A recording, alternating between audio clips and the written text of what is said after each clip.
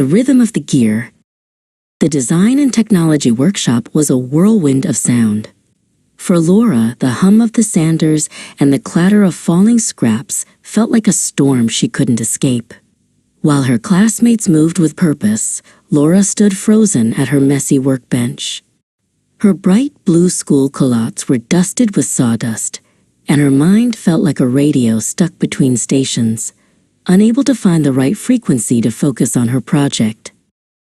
At the front of the room, Mr. Tay adjusted his spectacles, the fluorescent lights reflecting off his lenses. He pointed a steady finger at the whiteboard, which was covered in complex technical diagrams.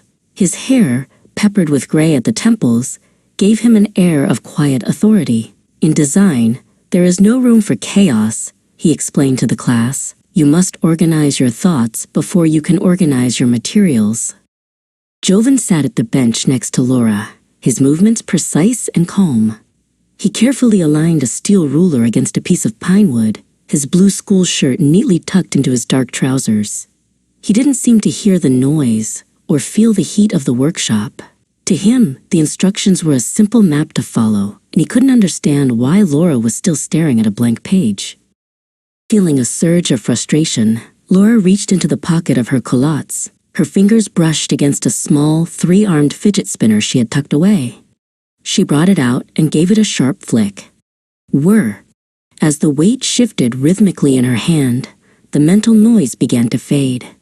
The vibration felt like an anchor, grounding her thoughts and clearing the fog in her mind. Suddenly, the fog lifted. Laura grabbed her pencil and began to draw with a speed she hadn't felt all morning. But the piece was short-lived. A shadow fell across her sketches. Mr. Tay was standing over her, his brow furrowed as he looked at the spinning toy in her left hand.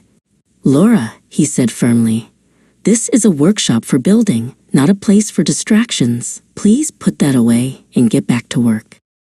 Jovan looked up from his wood carving, his expression a mix of confusion and judgment. He watched as Laura tucked the spinner back into her pocket, her shoulders slumped in defeat. He wondered why she couldn't just follow the rules, like everyone else. Without the spinner, Laura's pencil stopped moving, and the radio static in her head returned louder than ever.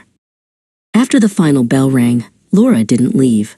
With a racing heart, she walked up to Mr. Tay's desk and opened her sketchbook.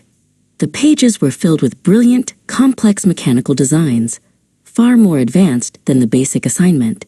"Sir," she whispered, "when my hands are moving, my brain finally listens. The spinner, it's not a toy for me. It's the tool that lets me think." Mr. Tay looked from the intricate sketches to the young girl in the bright blue uniform. He saw the technical skill in her drawings, the way she intuitively understood balance and motion. He realized that while his classroom was built for one type of order, some minds needed a different kind of rhythm to function. He reached into his drawer and handed her the spinner he had confiscated. "I see now, Laura. It's your engine for focus." The following week, the atmosphere in the D&T room had changed. Mr. Tay had cleared a small section of the tool wall for tactile aids, acknowledging that different students learned in different ways. Jovan noticed Laura struggling to find a specific drill bit in her messy pile. He walked over, holding a magnetic strip. "Hey, Laura," he said with a shy smile. "If we mount this here, it'll keep your tools in place while you use your spinner." The workshop was still loud, but now it felt like a symphony. Laura worked on her sculpture, the fidget spinner resting on the bench beside her as a constant, accepted companion. Mr. Tay watched from the doorway, proud of his students. He realized that true design wasn't just about the objects they manufactured, but about building a space where every unique mind felt understood.